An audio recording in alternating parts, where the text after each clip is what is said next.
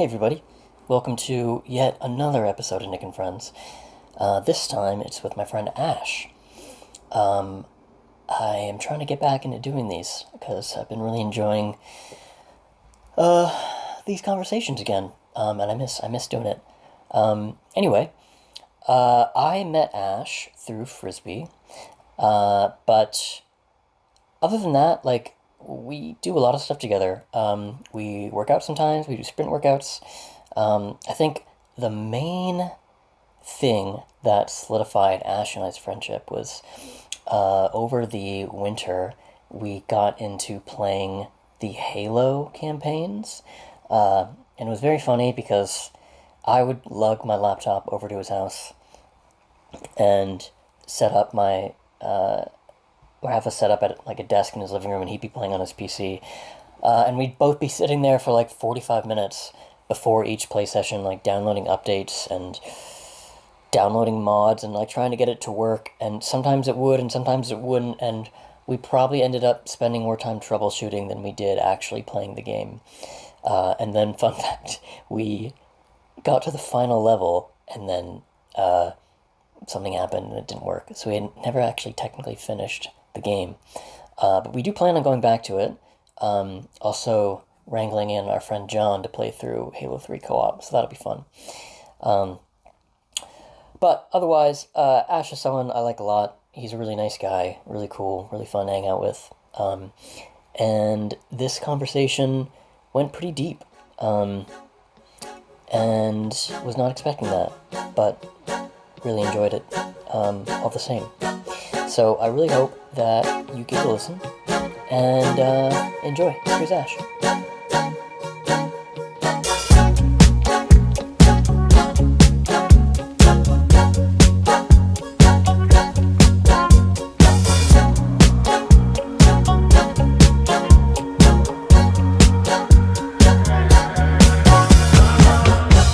Officially recording. Okay, perfect. 6:45. So at 7:05, we'll take the second shot. Sounds good. So let's get started on these. All right. Ash, welcome to Nick and Friends. Thank you. So we're going to take 3 shots. We're also going to be sipping on a beer the whole time. That's right. So that'll be the most drinking I've ever done during one of these. Excited. Let's get started. Actually, fun fact, when I first started doing these, I didn't have an actual shot glass. I had these little plastic party ones. And I found out much later than I should have that it was probably 3/4 of a shot as opposed to a full one. Oh, you were cheating. So the first 10 of these that I did were not actual shots. And people I was talking to were actually getting much stronger than me. Well, now we're really ramping it up. Yeah. Cheers, buddy. Cheers.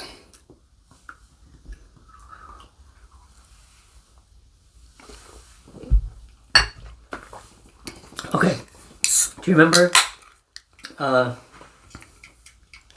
2 weeks ago when I was first telling you about this, and I was like, oh, there's one question I really want to ask, but no, I'll save it. spoilers. Yeah. Okay. So the question I love to ask, and it's just become a tradition that I do it at the beginning of every one of these. What is your greatest athletic feat? My greatest athletic feat? I mean, it's probably running. So you know Vandy. Mm-hmm. He and I started training for the mile back during COVID, I don't know, 2020, 2021. And the goal was hit a sub 5-minute mile. So we trained for a year and a half straight, basically, with no breaks. It was pretty bad. How often were you training? Pretty much every day. I mean, Whoa. At that point, I had recently broken up with my girlfriend and was just living in an apartment in Cap Hill by myself, and You're running away from your feelings. I mean, I was just burnt out at work too. I just couldn't work. Mm-hmm. Couldn't bring myself to work, so I was working out twice a day. I would be wake up and do calisthenics workouts, and then in the afternoons I would go to the track with Chris. So we were running a lot, and I also bike commuted everywhere whenever I was just going about the city. So it was like, it was a lot of working out, and like no breaks. Did you, out of curiosity, did you have a car at that point in your life? I did not have a car. Ah, okay. Yeah. Yeah, at that point, it was just, the only way I could get around was on my bike. Yeah. And so I lived on Cap Hill, so it meant that wherever I went, I had a bike straight up that hill on the way back. So I was in pretty good shape. But I ended up, probably because we were just working out constantly, I ended up getting injured. Mm-hmm. And then it was like injury into COVID into another injury. Wow. And so... How'd you get the second one? It was like overuse in the arch of my foot and then in my knee. Ooh. Yeah. And they were like minor, but enough that like I couldn't heal properly without just stop running. So I ended up peaking at about a 5'10", 5'12", somewhere in there, for my mile time. And we finally ended up, Chris ended up getting like a 4:59, which was really exciting. Yeah. So he did finish it at the end of the season. And I was definitely strong enough to do it, but because of the injury, I wasn't really able to do it. I kind of peaked at that. And so I've been trying to get back to there recently. So maybe within the next year, I might be able to get back there. But yeah, that felt like the most fit I had ever been. Did you see or did you talk to Vandy about his current training that he's doing? And apparently he was like 2 seconds away from his goal. Yeah, you mean the 800? Yeah. Yeah, I was there for it. Yeah, that's some karma to be like 1 second ahead of your goal and then 2 seconds behind. Yeah, it sucks. But it's good. I think like, it's all perspective on how you look at it too, right? Like, I think Vandy's really good about like setting a goal, but then when he's not actually hitting that specific goal, still being proud of what he's accomplished, the progress he's made. So I try to be more like that right now, because I gotta tell you, if you set a goal and it's like make or break for you, and it sucks when you don't hit it, Oh yeah. Yeah. Can you think of any goals either that you completed or did not complete that were like long-term goals, like something that you were focusing on for like, I don't know, I want to say like 6 months, could be longer, could even be like 3 months, honestly, but like... Yeah, that mile one certainly was a failure, which was a bummer. I had a lot of success in like middle school and high school with like playing trombone, I guess. Mm-hmm. We did a lot of competitions with that. And that was like a focus, like you'd go home and actively practice and train and like, I'm trying to get better. Yeah, I don't think I did a lot of like at home practices. We already practice a lot, like mandatory practicing. Trombone's kind of hard to practice without pissing off everyone you live with. So the at home stuff I would do was mostly parents are like, I'm so yeah, it's so I hate him. The most I would do at home was like you could do like embouchure training where you just like use the mouthpiece and you go just like into that, and then like you can practice your like positioning. So I would just like ghost trombone a lot just to like memorize my music. I was talking to, I saw this thing the other day that it was probably like an ad on TikTok or something like that, but it was basically it's like 2 electronic drumsticks, and depending on where you aim them or something like that, it plays different sounds. So it like emulates an electric drum kit, but it's only the sticks, and you're just waving them in front of you. And what, they like sync up to your headphones or something? Yeah. Huh. Yeah. I only watched, this first video. I didn't look into it at all, so like I'm not sure if it's a scam or if it doesn't work, how the technology works. But anyway, I originally like brought it up with this group of friends because I was like this is so there's no analog here, right? Like, how do you is it still worth it if you're that removed from the feeling of drumming? Yeah. And the friend I was talking about it with, who was a drummer, at least growing up, was like, oh, absolutely, like, this is awesome, I would totally use this. Yeah. And even like an electronic drum kit is still just like clack clack clack clack clack clack clack clack. So I imagine if you're living in a small area, you don't have rooms, you can't afford drums, it actually would be pretty cool. Yeah, I think so. It's like you still get the muscle memory, right, of just like the action of doing it, even if it's not specifically like an actual instrument right in front of you. So you could, because it translated with trombone for me, for them at least, like, I don't know, it was a lot like in my head, like playing the notes, so I knew like the pitch and everything. But other than that, it's just like muscle memory of like, I know that like position 6 is out here, right? So you have to just like figure that out and figure out the timing. All that still applies. what was your favorite cartoon when you were a kid? Oh man, dude, I loved cartoons as a kid. I watched a shitload of cartoons as a kid because I broke my leg when I was a kid. So like I get this gnarly scar on my right leg that I got Yeah. when I was about 9. That did not heal very well. Well, yeah, it really didn't heal well. I'll say, because it like, this is actually like the second iteration of the scar, but compound fracture. So when I broke my leg, the bone came out of right there. How did you break it? We were on a camping trip, and it was our first day of like, it was like a full weekend camping trip. We were out with like a couple of my friends on the soccer team and our coach, who was like also my friend's dad. Oh, that's so And bad. he had this like camper trailer thing that we were all supposed to sleep in, and he had a boat. And so I was living in West Virginia, that's where I grew up, and we were out like kind of on the border, out near like Parkersburg, Clarksburg, kind of out in that like west northwest, on the border of like the Ohio River, so like near Ohio. And we took the boat out on the river, and we're doing like the inner tube kind of like wave riding stuff. It was really fun. But he took us to the spot where there was just this like rope tied to a tree, kind of like off the bank, and you had to climb up, and it was so high. And I am still afraid of heights to this day, but like I was scared to go up there, and some of my other friends were like climbing up and like swinging in, and so they all kind of like peer pressure me to go up there.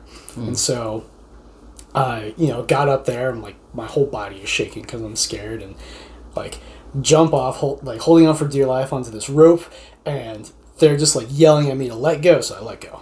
Poof, fall into the water. Fine. Still very scared though. But anyways, they convinced me to go up again. The second time I slip off a little late, and I kind of like hit the sand in the bottom, like I touched the bottom, but still okay. The third time though, I went up and just completely lost my grip, slipped before I even was over the water, and fell right on the rocks, and just so broke my leg. And I'll tell you, the Ohio River is nasty, so you don't want to get like an open wound there, because I ended up getting an infection in the bone. I didn't even make it. Yeah, I got osteomyelitis, and it didn't fully like clear from the hospital. Like it didn't fully get cleaned out, and so my whole recovery process as a kid was, I literally couldn't walk for like 6 months. Like I had this open wound in my leg, couldn't put pressure on it. Yeah, and so like I was bedridden. I literally had like an old person walker, like those 4-point walkers, because I couldn't use crutches, because if you fell on that thing, since it was still kind of an open wound, it'd be bad news. And it had like metal rods in it to keep the bone in place. So I was bedridden for a long time, and I was watching a lot of cartoons. But long way to get back to that. But the cartoons, I watched so much. Like SpongeBob probably was my favorite. SpongeBob, or like Fairly Odd Parents. Yu-Gi-Oh! First came out on TV around that time I had just broken my leg. That was exciting to watch. Probably SpongeBob. SpongeBob's my favorite. I can still quote like most of that first couple seasons. Oh yeah. Yeah, they just live rent-free in my brain. Oh, absolutely. It's kind of funny. Like I've been doing this for a couple of years now. I've probably done like 10 or like 12 of these or something, and I feel like there's so many little anecdotes I have that I think like, oh, I haven't told this person this, so like it's still fresh in my head or something. And there were like a couple things you said where I was like, oh, I could tell this story, and I realized like, no, I've told this story before. But real quick, I will say that I was babysitting this kid one time when I was 14 and he was 9. Yeah. And this was like a pretty affluent family, and at the time I was watching Yu-Gi-Oh, and I'd just gotten into it. I'd probably only seen like 4 or 5 episodes, but there was this one arc where he was like fighting this one guy, and I was like, oh, this show's like pretty cool. There's like drama here. Okay, I'll watch this. Anyway, and it was on every night at like 9 or something like that. Yeah. So like 8:55 p.m. rolls around, and I'm hanging out with this kid, and he'd been trying to teach me how to play Magic the Gathering, and he didn't teach me the rules, and he just stomped me and literally like laughed at me. He didn't teach you the rules, but he's like, let's play. Yeah. Okay.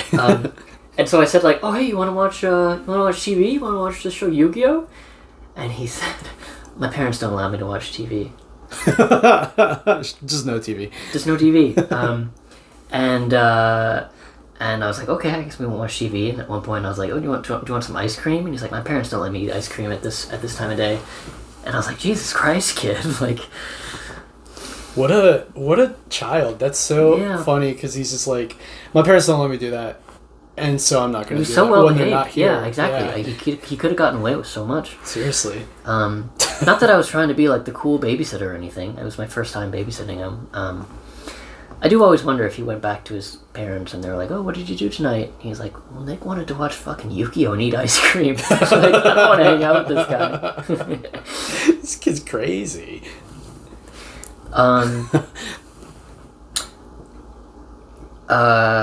Okay, I was going to say also that when I was like 11, my brother was responsible for breaking my collarbone. Yikes. I think I've also told this story, so I'm not going to tell it again.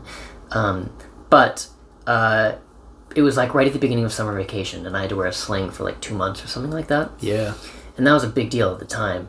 And my brother felt so bad that he gave me $20. Like, so Nick, bad. I'm really sorry for breaking your collarbone. Here's $20. And I bought like a little Lego set with it. Is your brother younger or older? He's 2.5 years older than me. He's older than you? Okay. Yeah. Yeah. I feel like the older siblings, they love to cause damage. Right? They always hurt you in some way. Okay. Last callback to another one of these that I've done. I was talking to someone else, and one thing that came up was like they were babysitting someone, and they like lost track of them for a minute, and they got hit by a car. Holy shit! And they were fine. Oh man! But they like broke an ankle or something like that. Oh no! But all I could think about at the time was like, I'm just imagining your parents. You know, they're like, okay, fine, we'll let Ash go off on this little like camping trip with his friends. Yeah. And they just get that phone call like, so Ash's bone is sticking out of his leg right now. Yeah, I mean, my mom was great though. She's a nurse practitioner. Mm-hmm. She's actually a doctor at this point. But you know, she was nurse practitioner then. When I was 9, so that, you know, it's been a while. But she came to the hospital and like knew the doctor who was like, I don't know, taking care of me, in charge of me. And it was actually wonderful having her there because, as I said, like, so I had this compound fracture. They put like 6 metal rods in my bone to keep it in place while I was healing in the hospital. And for the first few months, it was just an open wound that they had to clean every day. And I remember that this one time they came in to clean. It was like the nurse and the doctor. My mom's in the room with me. And the doctor tells the nurse to pick up my leg so that they can like clean it and like hold it. And she goes to like grab underneath my leg, and the doctor stops her and he's like, no, grab it by the poles, like by the rod sticking out of my bone. I'm like, what the fuck? And so the nurse like does that tentatively, and it's excruciating. It's so painful. It's more painful than breaking the bone. It's just like yanking it up, and it hurts so much. And I start screaming. I'm like, holy hell, it hurts. My mom gets livid. She pulls the doctor out of the room, and like they close the door, and you can just hear her screaming yelling at him from the hallway. Because, she works in a hospital. She doesn't really take this shit from the doctors. And he comes back in and is just, like, kind of cowed and, like, has the nurse hold up. And it's just, there's no pain. It's like a miracle. It's like, look, you hold it up by the leg where there's no wound and it's fine. But, do you remember if he said anything? Or if they said anything to you? The doctor? Yeah. I don't know. I don't know if they really talked to me too much. It was mostly to my mom. I'm just a kid. Even just like oh, my bad. I'm sorry if that hurt. No, he didn't say anything like that. Not that I remember. What's the best Harry Potter book? Oh. It's either 3 or 6, right? It's like Half-Blood Prince or Prisoner of Azkaban. Well, that's interesting, because I know a lot of people think the Azkaban movie is the best. But yeah. I feel like... I don't know if I've heard, like, it's definitively book 3. Yeah, I feel like book 6 is mine. Is my favorite. Yeah. Yeah. Like, just barely edging out 4, but yeah. Well, you like 4. I like 4. Really? Yeah, maybe it was just the time in my life that I read it. But was it because of the competition? Because of the Triwizard Tournament? I mean, I don't know. It was everything. It was that. It was Cho Chang. Cho Chang. The Yule Ball. Like, yeah. It was. I don't know. It was like I was like 14 or 15 when that book came out. Yeah, so you're like the same age as Harry at that point. Yeah, I was really lucky in that sense. Yeah. I feel like I liked 4 more. Like, 4 used to be my favorite, I think, until book 6. Yeah. Until I read book 6. And, yeah, I kind of always liked... I liked the whole tournament, like... I don't know, something about the trophy, the cup, was very enticing to me as a boy. It's also the book where things start to change. They start to go on the darker side, right? Like, 4 is like Harry has to deal with his friend being murdered in front of him and seeing his parents for the first time. Like, interacting with them for the first time. Yeah, Voldemort comes back, like, shit. Yeah. Shit gets real. Shit gets real. Voldemort can, like, has, like, physical form for the first time. Yeah. Yeah, it really takes a turn for the dark right there. Yeah. Okay, one last hot take. But actually, while I talk, we should refill our shots because it's 7:05. Oh my god. I say this to everyone. I'm sure I said it to you like 3 times, but I feel so lucky that our generation like had quality Harry Potter adaptations in the movies. I don't know. I think about people who like were fans of like Percy Jackson or like Divergent or something like that, or like the Hunger Games. And I'm Hunger Games. I think people consider them to be like okay movies, but they're fine. Harry Potter movies were like very good, right? Overall? Yeah, I always liked them. And in particular, like the 4th Harry Potter movie, when Cedric Diggory dies and Harry like takes his body back, and Cedric's dad is like sobbing, like that was translated very well to the screen, and I'm sure for a lot of people was like a similar like, oh shit, these movies are growing up and I am too. Yeah. In a moment. Yeah. Did you watch them in theaters like when they came out? Oh, big time. Yeah. That was like it was like every Christmas. Yeah.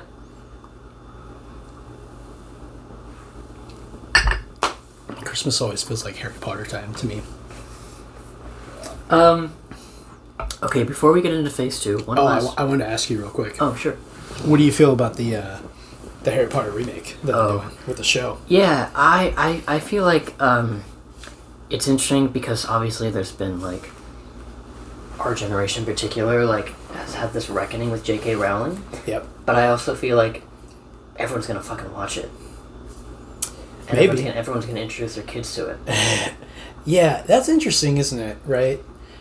How do you feel? I guess this is kind of a philosophical thing, but I feel like my girlfriend and I, Sarah, have been talking about this of like, you don't need to make like your childhood your child's childhood, right? Like the shows that our parents watched as children aren't the shows that we watched as children. And it's not like our parents were like, no, you gotta watch these like old cartoons. At least mine weren't. I have one exception, but overall, yes, I'd agree with you. Yeah. So it is kind of funny where like, our generational parents are are having their kids like watch Harry Potter or read Harry Potter. I don't know. It's, you know, it's like we're almost so nostalgic for our own childhood that we're like, you have our same childhood. Yeah. Two comments about that. I guess first about Harry Potter.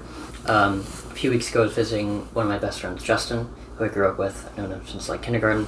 And we were talking about the Harry Potter remake. Yeah. And yeah, he was saying, and I was talking to my sister too about this actually. So my twin sister.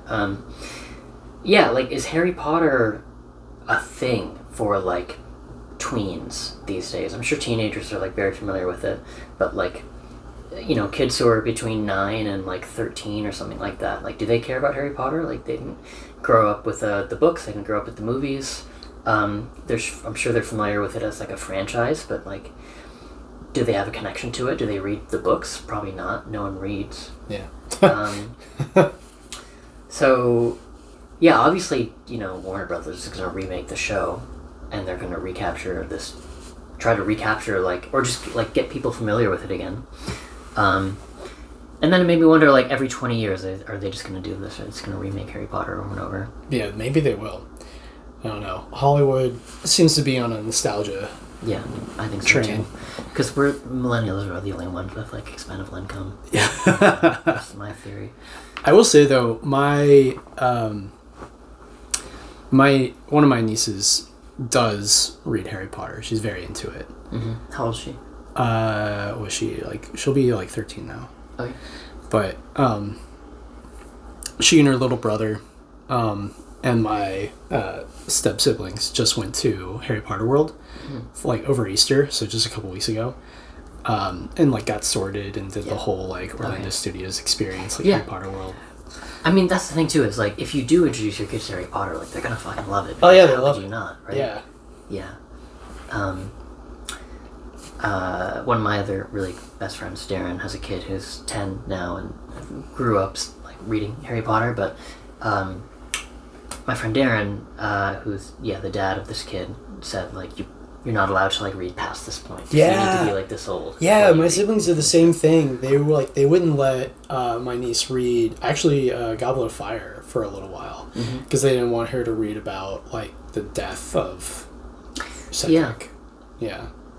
I haven't checked in with my friend yet, but I imagine they're similar around that point.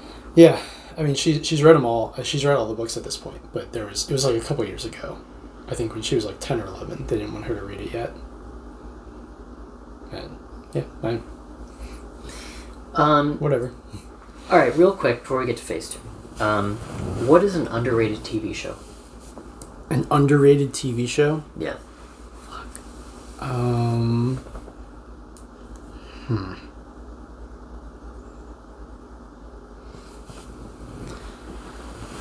Man. I really don't have anything off the top of my head for this. Sorry. You can come back to it if you want, or, disregard it. I don't know if it's underrated, but it's probably not super popular. Mm-hmm. But it's very good, and everyone who does watch it loves it. And it's Freyrin. Yeah, you were telling me about this. Yeah. So it's an anime. Wait, no. Patches was telling me about this. Oh, was he? Yeah. But then you mentioned it the other day, and I almost connected the dots. Yeah. So Freyrin, I would say, I don't know if it's underrated, just because I think everyone who watches it loves it, but I don't think it's very popular. I don't think it's very mainstream. Yeah. That's underrated. Yeah, it's a great show.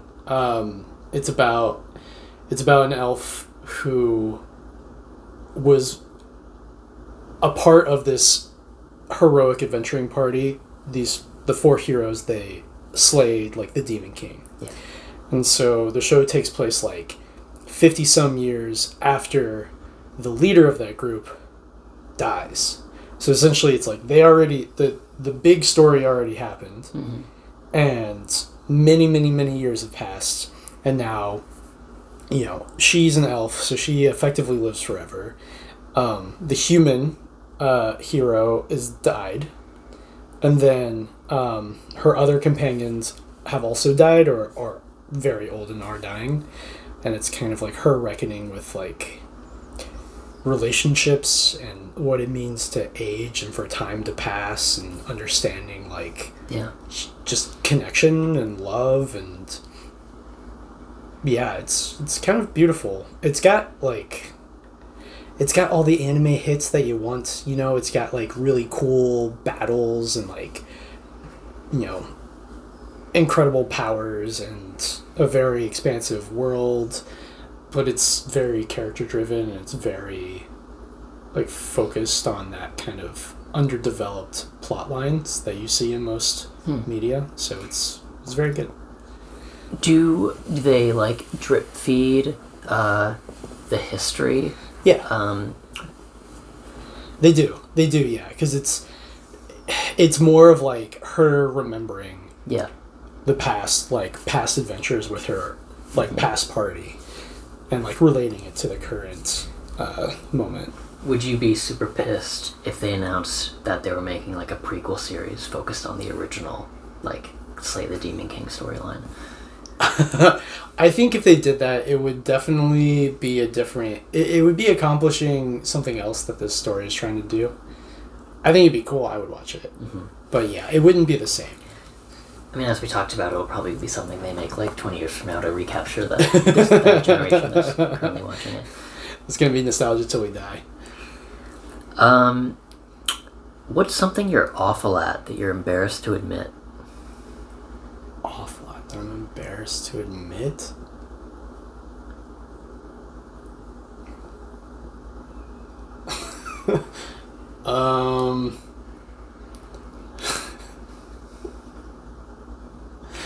Okay, I mean, I'm bad at pooping. I'm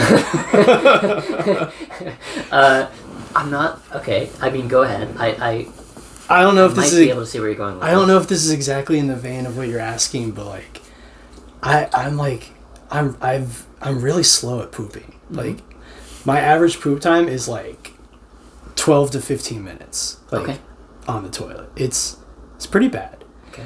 And it's like, it's bad enough that like, I was talking to a butt doctor, I don't know, a couple months ago, because I had like a hemorrhoid basically that wouldn't go away, and so in the process of like going through all that, we're just talking about my regular poop schedule, and I was just like, yeah, it's like 15-minute average basically. He's like, usually you want that down to 5. Yeah. I was like, oh. Oh gosh. So yeah, I don't necessarily think it's diet, but you know, I literally have a prescription for a PT to work on pelvic floor exercises just to see if that'll help. So yeah, it is kind of embarrassing. It's like many times it has happened, because I usually have to go in the morning too. So it's like, if you're trying to do some like early morning adventure, like I've gotta take care of business, and it can really cost people some time. I feel like for the most part, I'm probably like a slightly below average pooper. Not bad, but my friend Darren, who I just mentioned who has kids, he's a very good pooper. His entire life, I would literally be jealous of the amount of times that he'd poop. He said he poops like 4 times a day. And he's just like in and out. Yeah. That's incredible. Yeah, I'm like once a day basically, but it's so long. Yeah, I have this very distinct memory of we used to, like, after school we'd go hang out at this like local elementary school that we all grew up near, and we'd just like play basketball or play frisbee or something. And one day he was like, oh yeah, I jogged here, but I had to like stop and like hide in the bushes to take a shit. And I remember thinking, like, is that what you have to do? Do I have to like go for jogs? To, yeah, just to get that stuff moving. It works. I mean, runner's poop is a real thing. Yeah. Dude, literally, what was it? Tuesday? Yeah, Tuesday, yesterday. Just like coming back from my run, like the last mile, I had to poop so bad. It just, because I shat before I before I ran. And then a mile at the end of the run, it was like, no, you got to go again. And it's bad. Just. Have you ever pooped outdoors? Oh, yeah. Loads of times. Yeah. And just used like leaves or something to wipe? I mean, I do a lot of backcountry camping, backpacking stuff. So like, yeah, I'm usually I have a bunch of toilet paper with me, so I do that. But I have had to use a leaf, at least once. It's probably like 2022, I think. We were just going out for a hike, and I was having some GI issues. I think because of like something in my protein powder that I was using at the time, but it was making me basically have like chronic diarrhea, where I had to poop like every 2 hours basically for months. It was really bad. But I was out on a hike with some friends, and just like halfway through the hike was like, it's gonna happen one way or the other, so I need to go. And I just like popped over the side of the trail, like kind of down the mountain a little bit, and just like held onto a tree and found like a nice big fern leaf to wipe. It's kind of nice. Would you mind if I asked you not necessarily like a deal breaker, but like a would you rather? Sure. Okay. Let's say that you've been dating someone for like, a while, and you're in love with this person, and you take them on a camping trip and you're planning on proposing. I'm so sorry. I can't believe this is being recorded. I'm so sorry. Okay, but you're planning on proposing on this trip. Yeah. It's like the afternoon before you plan on proposing that evening, and you're camping. All right, so you're completely out in the wilderness, and you realize you've forgotten to pack toilet paper. Yeah. And for some reason, you just have like insane diarrhea. Oh yeah. Like disgusting, everywhere, all over your butt diarrhea. Okay. And you can either not wipe it away, or the only leaf that's near you is poison oak. No, don't wipe it.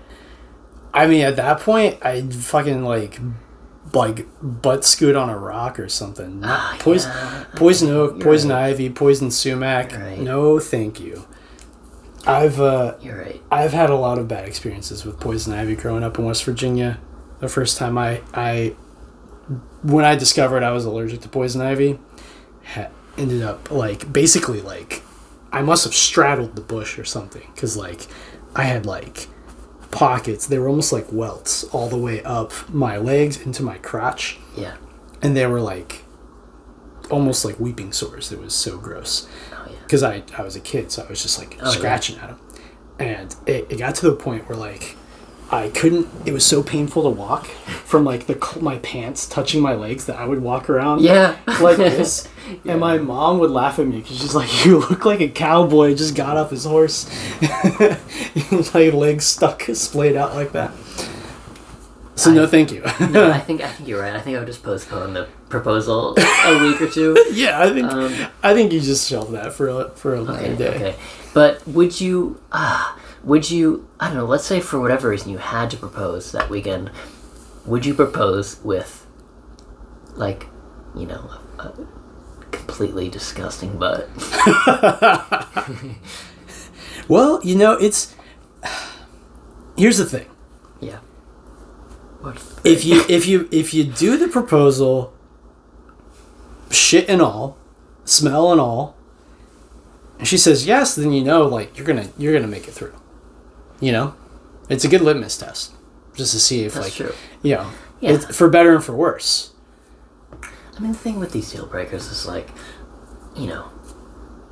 there's a very big difference between like, oh, we've been on a few dates and like I'm in a relationship with this person. Yeah, I think you give a lot of leeway after a while, but yeah. I think you could very easily have the conversation of like, hey, I had diarrhea earlier and there's only poison oak, but I do want to marry you. So here's the ring. I use the ring to wipe a little bit, but here you go. Bet. Yeah. Yeah. Where'd this go? Oh, okay. Was there someone who had a crush on you growing up, but you didn't feel the same way? Yeah, definitely.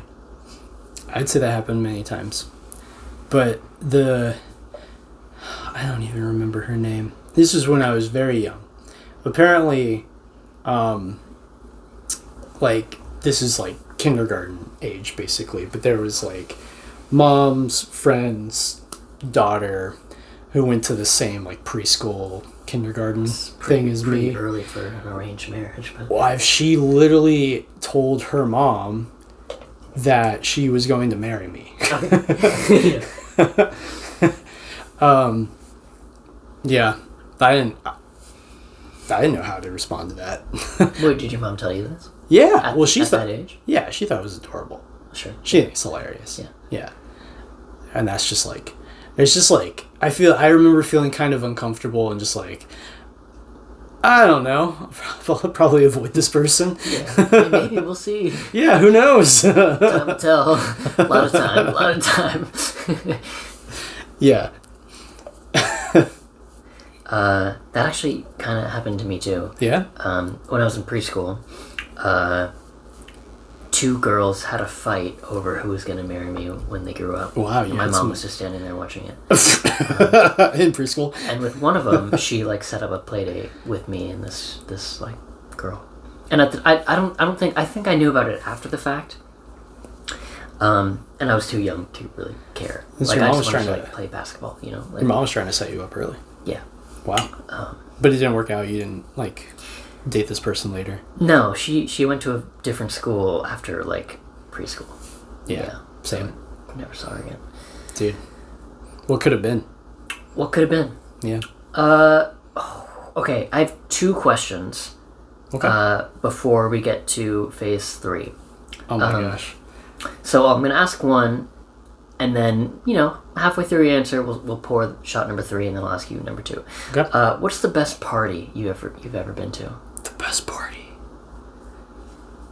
Man, I feel like I've been to some good parties.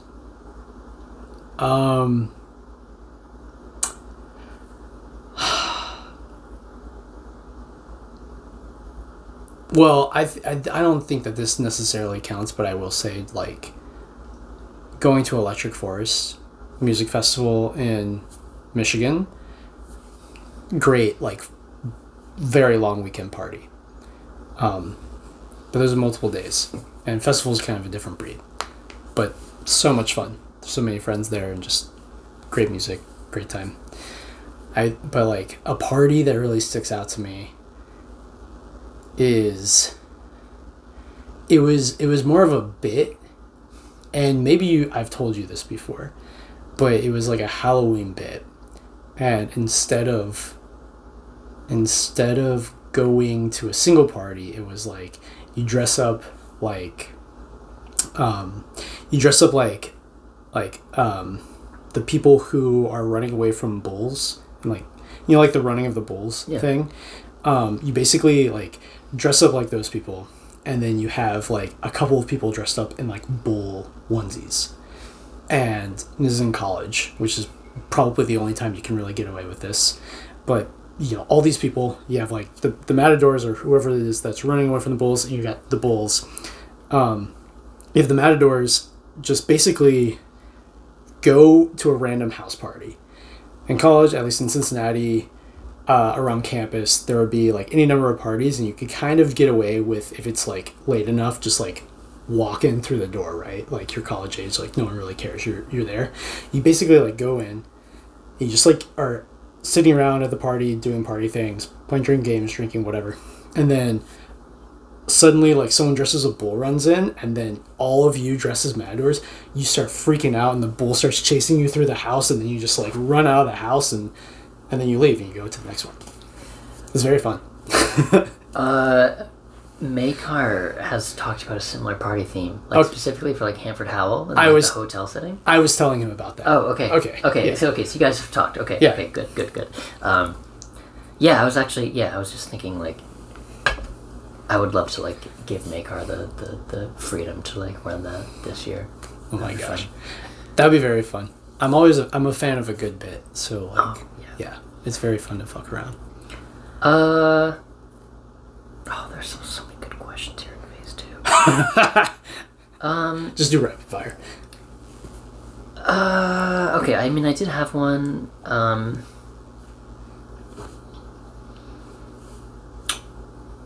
Let's pour our third final shots before we do this. What's the worst job interview you've ever had? Worst job interview? Yeah. Also, can I try a sip of your peppermint stout just to? Yeah, do you think it tastes better when you're a little drunk? Maybe. I don't think I'm gonna like it. I've liked it better the longer I've been sipping on it. It's an interesting combination. Okay, I actually don't have enough for a full shot of this. Well, you're drinking the peppermint stout. I think you're fine. That's fair. That is actually better than I remember. Yeah? Yeah, I would drink it by itself. Oh, whoops. Yeah, worst job interview you've ever had. Worst job interview. Right, If you want, I can give you a little bit of vodka if you want the full. Yeah, sure. Okay, Let's do it. Okay. It's I'll finish this and then I'll pour a little. Wait, Yeah. do you want me to pour it into the whiskey shot? You know, I handed that over there like I wanted you to do that, but that would be an awful idea. I dare you. Fuck it. Yes. Fine. Okay. Oh, God.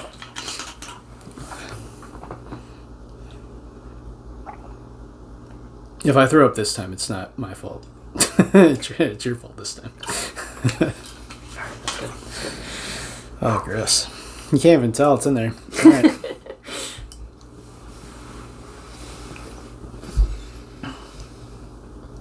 Yeah, chase it with the 10% peppermint stout. Yeah, it doesn't make it better. You actually couldn't taste the Tito's. Oof. You could? Couldn't. No. Oh, okay. Okay. Worst job interview. Worst job interview. This is kind of a lame one. I don't think I've had a bad job interview. I've gotten every job I've interviewed for. I haven't interviewed for a lot of jobs. Really? Mm-hmm. Wow. Yeah. What does that feel like? Good, I guess. I mean, maybe I'm not trying hard enough. Like, maybe I'm not shooting for a hard enough position, but... Well, do you attribute that to your, like, interview performance or your qualifications? And obviously both, but, like, if there's one you can think of. I don't think I'm a great interviewer. I mean, I think I'm good at the, like, personable, let's see if it's a good team fit interview. But I feel like so I'm a software engineer, so when you interview for software engineering jobs, you basically have to do like an ad hoc, like on the spot skills test. Like, it's not just like, tell me about a time when blah blah blah. They're like, here's a technical or mathy or logic puzzle problem and go solve it. Yeah. And we're gonna watch you and just stare at you for like 40 minutes while you do it. And I actually get kind of nervous on those, and I feel like I don't perform super well at that. But just the interview process was like 5 of those, and I think just over the average, I ended up being good enough to pass it. Mm-hmm.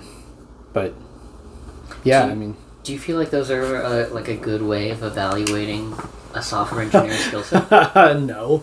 I don't know that anyone actually thinks it's a good evaluation, even though a lot of the big tech companies do it now, or have always done it. If you were interviewing someone, let's say you were working on some project that you were super passionate about, that like you really believed in, and you were interviewing someone to like help you in this project, like how would you go about evaluating them? Yeah, I think you do something that's actually related to the job or what you're expecting them to do.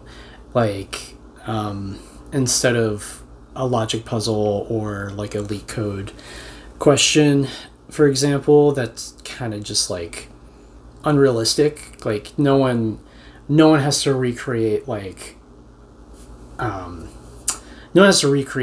flipping strings or like some sort of like actually implement an algorithm ever on the job.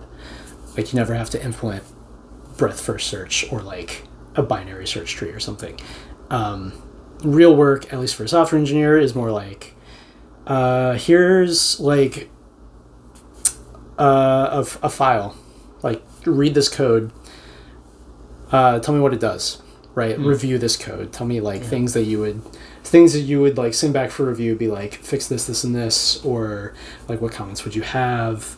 I feel like seeing their process and like a review would be really telling, because you kind of get a feel for how they would be as a coworker as well, like, are they just a dick? Are they just like, this is bad? Or are they actually like giving constructive feedback? Yeah. Like that would be very telling. I think it's also interesting to just have like, here's a fun like project thing. Like you have like, we're going to give this to you 5 days ahead of time. Go like implement whatever this thing is. And then like in 5 days, when we have the interview, like we're just going to see what you did.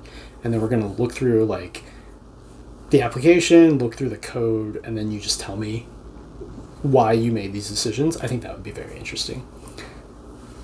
So you were working at Google and you took a voluntary layoff, let's call it. A VEEP. A VEEP. Voluntary exit program. Right. Yeah. You were entering one of the worst job markets. Super bad. Of our lifetime. Yeah. How do you feel that your interview experience is going to translate into the next opportunities you interview for? Well, we're also coming at a point where like artificial intelligence is like eating up all the tech jobs, right? So we finally automated ourselves out of the job essentially, depending on who you ask. So I don't know. I haven't started going back to interviews yet. I still think it's like interviewing is a skill unto itself. That's not necessarily like a work. Like if it was just like put me on a desk at a job for a week in like a new company, I think I would knock it out of the ballpark. But as far as like interview skills, like that's something I gotta practice. I feel like I need to go back to school for myself of like I'm gonna spend like 2 weeks of just like literally opening up these books and then like studying and then practicing problems essentially before I go and interview. That's kind of the process. But it's different now because of AI. Like people could just insert the question as a prompt and it can kind of spit out good code. So yeah, it's got to be different now. I don't know exactly how companies are doing it right now. I know my friend who works at a smaller company said that their policy is to let people just use whatever tools that they want during the interview. And so my friend who was interviewing this guy, who said it actually went really well, did use Cursor, which is like an IDE that's pretty integrated with AI agents. And he said the guy did well because he did use AI for some of the coding, but it wasn't just like leaning on it for everything. It was more like maybe get the initial implementation and then touch up its output here and there. Maybe like when they were like discussing modifications, he would do it on the fly, and he'd be able to like actually discuss what it is that the AI wrote, so he could show that he actually understood the code that was coming out instead of just being like, I don't know, AI do things. Yeah, look at it. Yeah, fucking AI. All right, it's smarter than both of us. So right. Fuck you. Yeah. It is a weird. We're in a weird place right now. We'll see how it shakes out, but yeah, right now it's not the best time to be looking for a job. No, it's not. But I'm chilling right now. What's something you remember saving up money for as a kid? Oh, I got this one. My first TV. Oh yeah, 9-inch, had an integrated VCR player. Whew. Oh. Cost $98. How old were you? I was probably like 10. Oh my god. Yeah. I saved up. Weren't DVDs around then? Around at that age? 2003? I don't know. I mean, they were new-ish. They were. I feel like they were quickly becoming the new format. Maybe I was. I don't know. I couldn't have been that much younger if it wasn't 10. We're gonna call it between 8 and 10. Okay. But I think it was around 10. Not 11-inch, but 9-inch. 9-inch. Oh, I was so proud of it. 90. I remember it was like 90. I'm dead certain it was $98. Yeah. Integrated VCR. Yeah. No shit, it was $98. Got that TV right there, 9-incher. Yeah, it was great. I had like one movie that was just mine. Yeah. And it was Shrek. Shrek on VHS. Shrek on VHS, baby. Dude, great movie. Put that right in my right on top of my dresser across from my bed. Yeah. Oh man.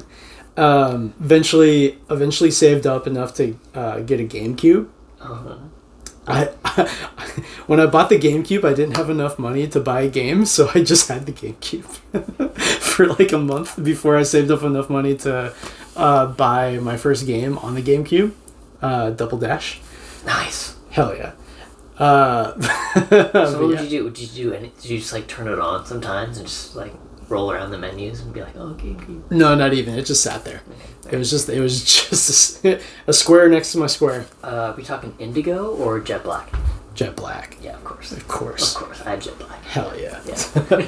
Dude, did you ever play that game? I can't for the life of me remember what it was called, but it was like a mecha robot, like kind of. Was it Battle?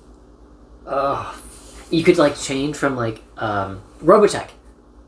Yeah, maybe that was it. You could change from like a plane to a tank to a like Gundam. No, it wasn't that. Right. No, it was almost like oh shit. Was it Chibi Robo? No, that doesn't sound right. I'm not going to be good at describing it either, so I'm just going to stop right there. It was some sort of robot game. It was awesome. You were like a mech. Yeah, some kind of mech. Yeah. Okay. Damn, I need to go back. I know I still have that game. Fuck, I should know this. I mean, I pride myself on that shit. Who did you take to the Elite Four? / who is your favorite Pokemon? Oh, okay. Well, my favorite Pokemon was Charizard. Oh, nice. Who did I take to the Elite Four?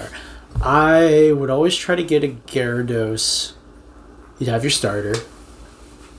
Oh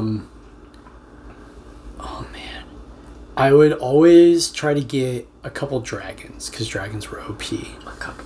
Yeah, in the original, it was only the one. I just want like 2 dragons. Yeah, in any of the later versions, I'm maxing out on dragons in my full 6 party. Sticker over here. Yeah, but let's say it would be like Charizard, Gengar, what is it? Dragonite? Was he the third evolution? Dragonair. It's Dragonite. Dratini, Dragonair, and then Dragonite. Yeah. So I think it was Dragonite. Mm-hmm. Yeah. Ghost Pokemon, you get your starter. Probably God, I was always a slut for the legendaries too. So you try to get probably Zapdos. Zapdos was the coolest in my opinion. I was more of an Articuno man. Yikes.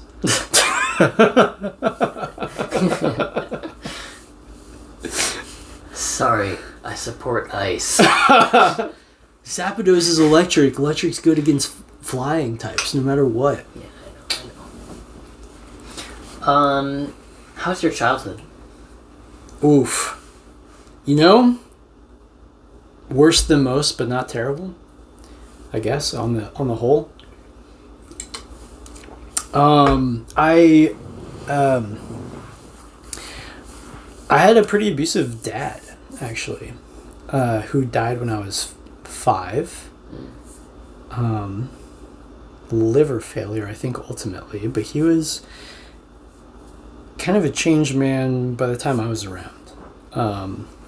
He was more of a drug and alcohol and cocaine abusive, kind of had some mental health issues, and was abusive definitely verbally to my sister and physically to my mom. And so I grew up, first 5 years were very stressful and very frightening.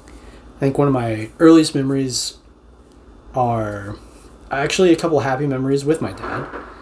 And then also me and my sister huddling together behind the furniture while my dad literally broke the door down because trying to get into our parents' bedroom because my mom had locked herself in there to get away from him. And I remember the cops coming and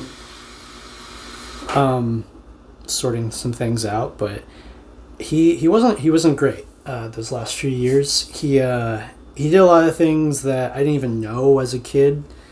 I mean, like, my mom got divorced from him when we were like when I was like 4 and 5. He died like a few months after it. But like during the joint custody, like every other weekend we'd have to go with him. He would like literally fall asleep while driving me and my sister home. A couple times we like, luckily it was at like stoplights, and we would like wake him up by like slapping his face. And you're like 4 or 5 years old. Yeah. Yeah. And I would be 5.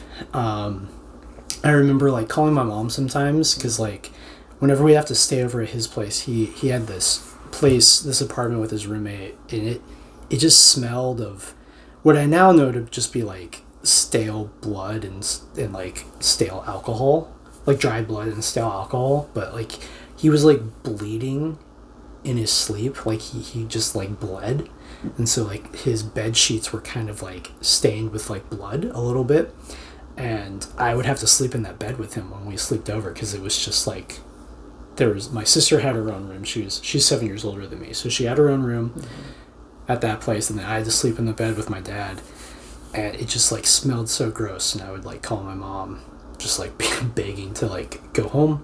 Couldn't because joint custody stuff, but it was really gross. Yeah, he would like come over to our house at night and slash my mom's tires so she could get to work the next day. He cut her brake lines once, and she almost crashed. I didn't know about that until like a couple of years ago, actually. But yeah, there was some bad shit that happened. But it wasn't great those first few years. He ended up dying mostly because of liver failure. I remember seeing him in the hospital before he died, and he was just like hooked up to all these tubes, and just like there was like fluids flowing into him and then like blood flowing out. And I remember seeing him at the funeral. We had an open casket funeral, and like I remember asking to go touch it, and he's just seeing him very cold. He just felt very cold. It was strange. I didn't quite understand what was going on. I knew that he was dead, but I didn't like fully grasp what that meant. But I remember seeing him there. I remember like feeling him.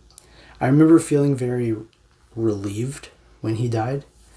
My mom took me to like, it was group counseling therapy specifically for children whose parents had recently died, like 1 or 2 parents. There's a group of some of us, I don't know how many, but I remember they would go around the room and ask us like how we felt after learning that our parent had died, and everyone there was sad or confused or upset. And when it got to me, I always said that I was relieved because there was so much tension that was gone from the house and from us, that it was kind of nice, which is kind of awkward to say when everyone else is feeling differently, so you kind of feel a little isolated in those kind of a session. But yeah. Yeah, I mean, I'm sure you couldn't, like, I mean, well, let me ask you, actually, like, could you kind of, like, conceptualize at that time of, like, no, fuck you, like, I feel a lot better? Or was it more like, no, this is just natural, this is how I feel? I think it was more like, this is how I feel, and also I feel embarrassed because I'm different. Yeah. Yeah. So that was when I was 5, and then, growing up, single mom, she worked a bunch of jobs to really try to help us get through that. And she did a killer job, I think. Honestly, like, I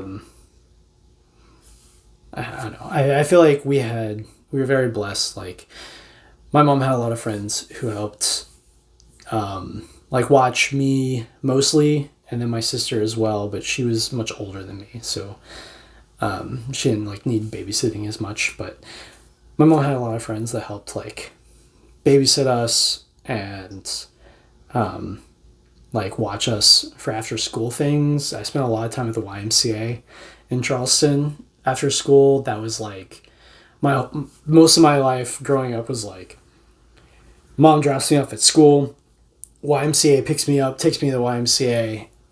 They had like an after school program from like, I don't know, 3 or whenever school got out till like 6-ish, when most of the parents got off work. And then I would be the only one there till like 9 p.m. because my mom worked a couple jobs. And so she just couldn't get there until late.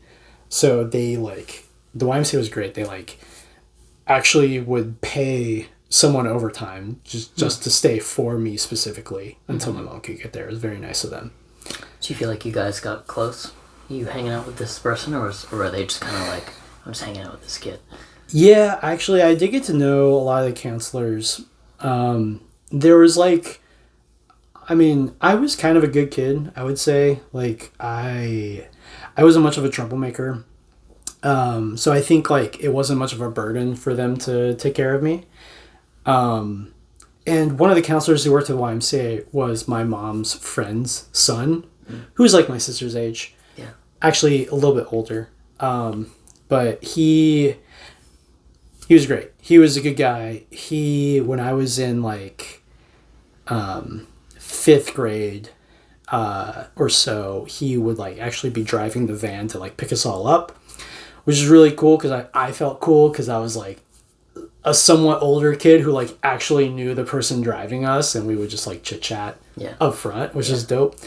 Yeah, he was a good guy. He would stay back with me sometimes. Yeah, he's dead now too, actually. Was he like early 20s at the time? Yeah, he was like early 20s, like late teens at the time. Yeah. Yeah, but he died last year. Last year. Yeah. Pretty wild how some people can like appear so old even though they're 19, 21. Oh yeah, I mean like you look. My memories of him now, it's like, oh, he must have been like in his 30s, but Exactly. he wasn't. Yeah, He's just a kid too. Really. sage guidance nonetheless. Yeah, younger than we are now. Who's someone you once admired that you no longer do? Once admire that I no longer do. I mean, I used to admire Elon Musk when I was in like high school. Sure. Yeah, definitely don't now, I would say. Not to get too political here, but Well, it didn't used to be political, right? Like, he was just some dude who, like... had some cool ideas about tech. Yeah. Yeah.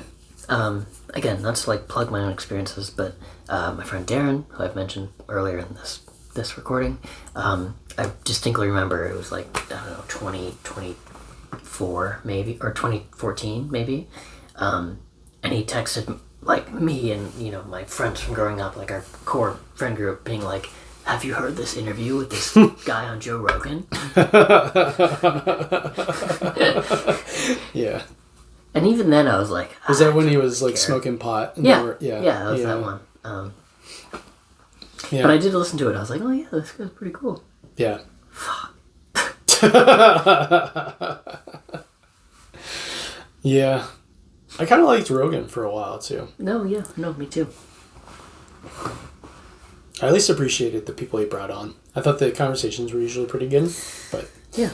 It very much started out as like I'm a fucking dumbass. I don't know what the fuck I'm talking about, but I'm just bringing on interesting people from an everyman's perspective. Yeah.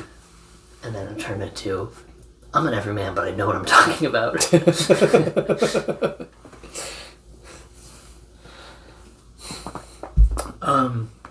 Tell me about yourself. About me? Tell me about yourself. Hasn't that been like the whole hour so far? Not necessarily. Tell me about myself. Tell you about myself. There's no guidance on this. It's just open-ended. Yeah. I hate this. I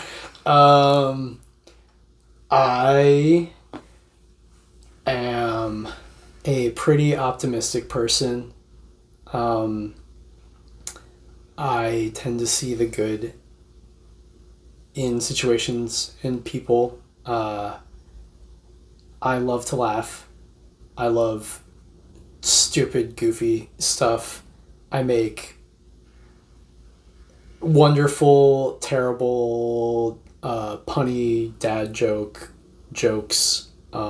Some people think I'm very funny. Some people think my jokes are a little cringe. I think it's more in the former camp, but you know. I think I make friends easily. I get along with most people.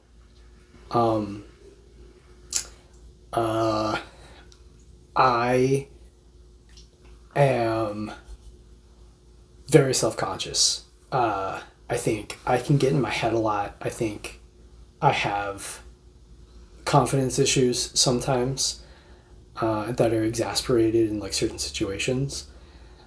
I'm very smart, but I'm also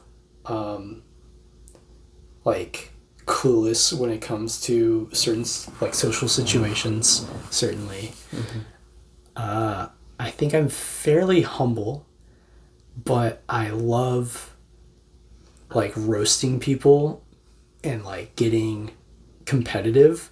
I like getting competitive when it doesn't matter. Like I love that. I love that kind of energy where you're just like really, really into some stupid game or some like I told you so kind of thing, but it has zero consequences on like anyone's life or well-being or anything. Oh, so good. Yeah. I don't know. Do you want me to keep going? Well, I mean, I don't know. Do you have anything else? I actually don't think I embarrass very easily. Huh. I like being the center of attention most of the times, but I am very quiet, I think, until I get to know you. Mm-hmm. Like I think that I'm pretty forthcoming if you ask me anything, but I'm not forthcoming unprovoked. Do you know yourself by now? Probably like 60%. Yeah. Yeah. Pretty admirable. Yeah. I don't know. I mean, I go back and forth with myself on that a lot. Yeah. No, I mean, every once in a while someone gets you a question where you're like, I don't know. Yeah. But I think I know the basics of me. What's the hardest you've ever laughed? The hardest I've ever laughed? Yeah. Probably when I was younger. I feel like those just like moments where you lose your breath because you're laughing so much and you can't breathe. Mm-hmm. I think that happened a lot when I was a kid. Like, just, man, I feel like one time in particular that I remember that I feel like is indicative of future times is basically a sleepover with a neighbor. We're probably like, I think I was like 9 and he was 11 because he was definitely 2 years older than me, Blaine. We were just having a sleepover at my place. The living room had a pull-out couch, essentially, and we wouldn't sleep on top of the couch. We would sleep underneath the couch in between the like legs of the couch that like stand out. So there's like a couple little fort. Yeah. Yeah, exactly. Like a little fort. And we were up late giggling, watching like SpongeBob and like whatever the fuck. And it's late, you know. And the thing is that the living room is directly next to my mom's bedroom in the house. And so we're like under the couch just like laughing. And we had just watched the SpongeBob episode where I forget what the episode is, but it's at one point in this episode, someone's like, act natural, and SpongeBob like gets down like a cow and starts like chewing the grass and goes moo, and my mom My mom at one point walks out and she's like, shut the hell up, like go to bed, be quiet. And we're both just like, we both get like really still, trying to like pretend like you're sleeping. And I think Blaine goes, act natural. And we both go, moo, while my mom's screaming at us to be quiet. I laugh so much. Are you still friends with Blaine? No. What happened? He moved away. He and his mom moved to South Charleston. I think when I was like 11 or 12, maybe. Never heard from him again. I mean, didn't have cell phones at that point. Have you ever thought about trying to look him up? Not really. He was my best friend on the mountain growing up, but he was kind of a dick. Sure. And like towards the end, I think like we kind of were starting to grow apart anyway. So, no, not really. If you had to imagine what he's doing with his life right now, what would you think?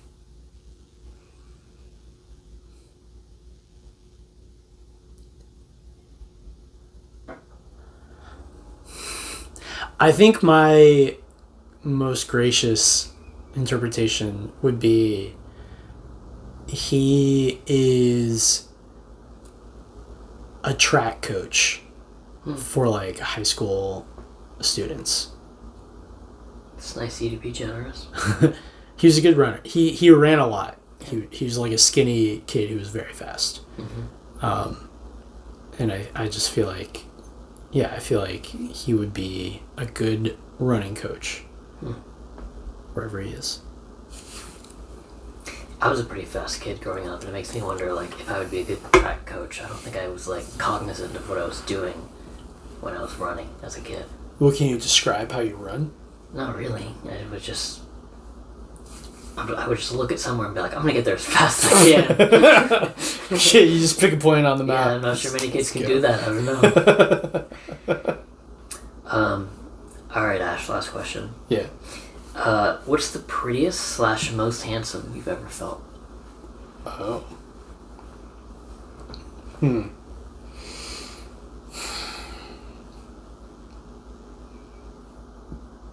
Prettiest / most handsome.